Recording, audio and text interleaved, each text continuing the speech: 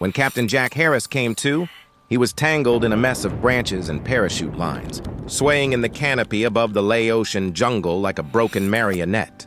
His ears rang from the ejection blast, his flight suit torn, and his leg seared with pain where shrapnel had grazed him mid-air. For a moment, he didn't know where he was, only that the sky was gone and the world around him had turned green, wet and deathly silent. The jungle below wasn't just terrain, it was the enemy. For the next 4 days, Jack lived minute to minute, hour to hour, crawling, limping, and hiding beneath a canopy thick enough to suffocate the sun.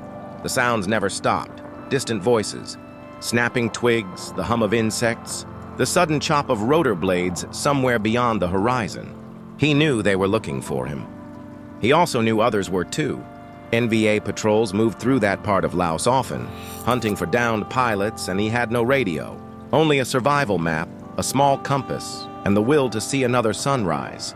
He drank from muddy puddles, chewed on the edge of a ration bar he kept from his flight suit, and pressed his hand to the bleeding wound on his leg to keep it from worsening. On the third night, he nearly gave up. Rain fell hard and cold. He lay beneath a hollowed-out log, shivering, eyes fixed on nothing, praying not for rescue but for one more day. And then on the fourth morning, he saw the glint, sunlight catching the belly of a jolly green giant. The call sign for the HH-3E rescue helicopter. It passed once, then again. Jack found the flare in his vest, lit it, and waved. Smoke curled upward into the canopy, visible for only seconds before the trees swallowed it again. But that was enough. The bird turned. Minutes later, ropes dropped through the trees, and Jack was airborne once more, dangling beneath the thump of salvation.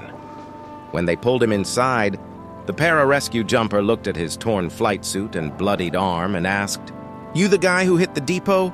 Jack just nodded and said, "Yeah, hope I left a mark. Subscribe for more Wings of Valor."